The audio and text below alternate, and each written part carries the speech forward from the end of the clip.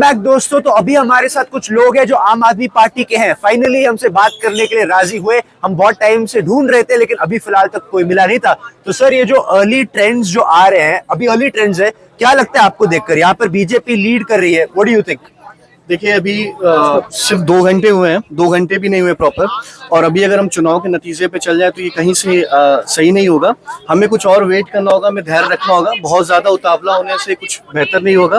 ठीक है, चीजें पलटेंगी। अभी आप जो भी डिस्प्ले पे देख रहे हो, ट्रेंड्स में देख रहे हो, कहीं ना कहीं नंबर फिगर्स बदलेंगे और हम प्रचंड बहुमत से हमारी सरकार आएंगी और हम बहुत बड़ी जीत हासिल करेंगे। जी हाँ दोस्तों, मैं ये बात जरूर कहूंगा कि अभी 10 बजने वाले, हमें कम से कम 12 बजे तक वेट करना होगा, चाहे कोई भी इस इलेक्शन को कॉल करे उससे पहले। लेकिन सर, एक चीज यहाँ पर देख रहे हैं कि फिलहाल ट्रेंड्स में अरविंद केजरीवाल बहुत ही कम, बहुत ही स्लेंडर मार्जिन से अपनी नई दिल्ली कॉन्स्टिट्यूएंसी से लीड कर रहे हैं। कुछ चैनल में दिखा रहे 254 जो है वोट्स उससे आगे। आपको पता होना चाहिए कि अभी वो पीछे चल रहे थे और अभी 250 जो भी आप नंबर्स बता रहे हो उससे वो लीड कर रहे हैं। अभी उसमें नंबर में और बढ़ोतरी होंगी और अभी वो तेजी से और ज्यादा नंबर से लीड करेंगे। और आप डिस्प्ले पे देख लो, सिर्फ 30-36 सीट्स का मार्जिन है। बहुत जल्दी से हम लीड करेंगे और काफी सीटों पर हम लीड करेंगे। 50-55 प्लस हम आ रहे हैं और प्रचंड बहुमत से हमारी सरकार बन रही है। थोड़ा सा धैर्य रखना होगा। हम 1 घंटे और वेट कर सकते हैं, 2 घंटे और वेट कर सकते हैं, उसके बाद हम चुनाव के नतीजे पे आ सकते हैं। अब अगर मैं इनसे एक चीज पूछूं, इनको माइक दीजिए प्लीज। हाँ साहब, अब मैं आपसे एक चीज अगर पूछूं तो ऑलरेडी जो ओमर अब्दुल्ला है, जो कि इंडिया अलायंस के अलायंस का जो पार्टनर है, उन्होंने बोला है कि कांग्रेस और आप जिस तरीके से आपस में लड़ रही थी उसने इंडिया अलायंस का ही नुकसान कर दिया। तो क्या आपको लगता है कहीं ना कहीं अगर ये जो ट्रेंड्स कंसोलिडेट कर गए तो कांग्रेस के साथ गठबंधन ना करना आप पर भारी पड़ा है? क्या लगता है? देखो, चुनाव के नतीजे आ रहे हैं, उसके बाद कुछ बोलना वो कोई उसका मतलब नहीं होगा। कांग्रेस का वैसे भी कोई यहाँ पे दिल्ली में बहुत ज्यादा अस्तित्व नहीं था, क्योंकि देखो 2015 में भी उनके 0 सीट थे, 2020 में भी उनके 0 सीट थे, और अभी भी उनके पास ना नेता था, ना नीयत थी और ना कोई एजेंडा था। तो उसके कारण और ना कोई उन्होंने बड़ा आंदोलन को ही खड़ा करके दिखाया था पिछले 5 साल में। तो उनके साथ विधानसभा में गठबंधन करना ये आम आदमी पार्टी को वैसे उतना अच्छा नहीं लगा। लोकसभा में किया था, लेकिन जैसे भी हमने अभी ये जो लोकल का चुनाव है तो ये अलग लड़ने का फैसला किया था और वो हिसाब से हम लोग लड़ रहे थे। आगे क्या होगा वो 1 घंटे के बाद देखा जाएगा।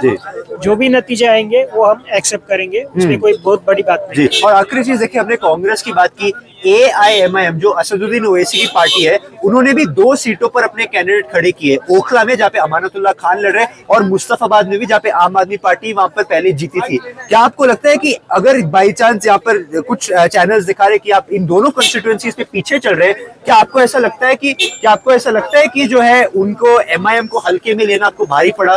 क्या आपको लगता है कि वो जो है कोई असर आपको लगता है एंड में नहीं पड़ेगा?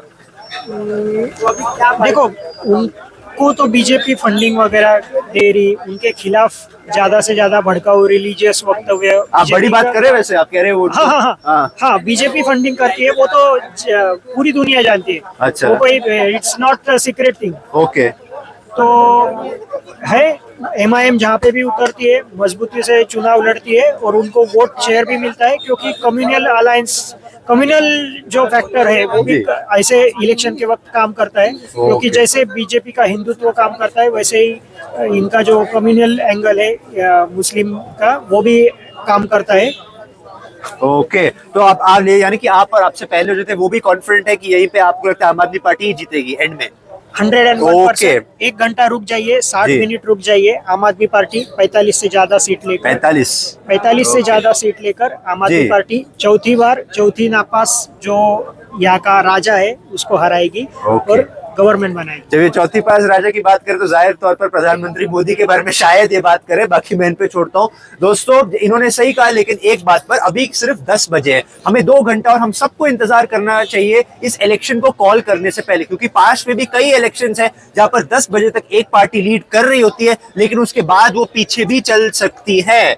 तो दोस्तों, all I can say currently at 10 o'clock currently as per the live trend, the BJP is leading on 45 seats as per one channel and the Aam Aadmi Party is leading on 24. And interestingly, the Congress has opened its account in the lead so far for the first time in 10 years here in New Delhi. आखिर वो कौन सी constituency है और overall उसका हाल क्या है, अब से कुछ ही मिनटों में पता चलेगा दोस्तों। इसके अलावा एक बहुत ही अहम बात मैं आपसे करना चाहूंगा कि यहाँ पर आज सिर्फ दिल्ली के 70 सीट नहीं बल्कि उत्तर प्रदेश में मिल्कीपुर सीट का भी बाईपोल चल रहा है। वहां पर फिलहाल रुझानों में बीजेपी आगे चल रही है समाजवादी पार्टी से। Again early leads, whether this will stay और नॉट वील हैव टू सी।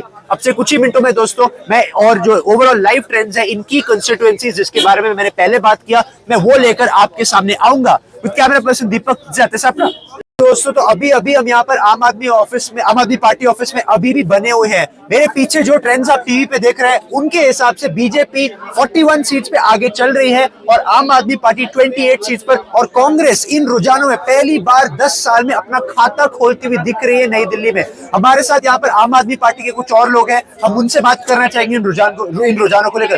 तो भैया क्या लगता है आपको, अगर ये रुझान सही हुए, क्या आपको लगता है कि गलत हुआ है इस बार आम आदमी पार्टी के लिए इस चुनाव में? कोई गलत नहीं हुआ है।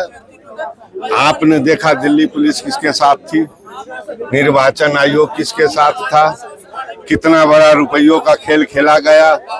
जब इससे भी नहीं हुआ तो सोना का चैन भी बांटा गया। अच्छा, लेकिन आम आदमी लड़ा है, लड़ेगा, जीता है, जीतेगा।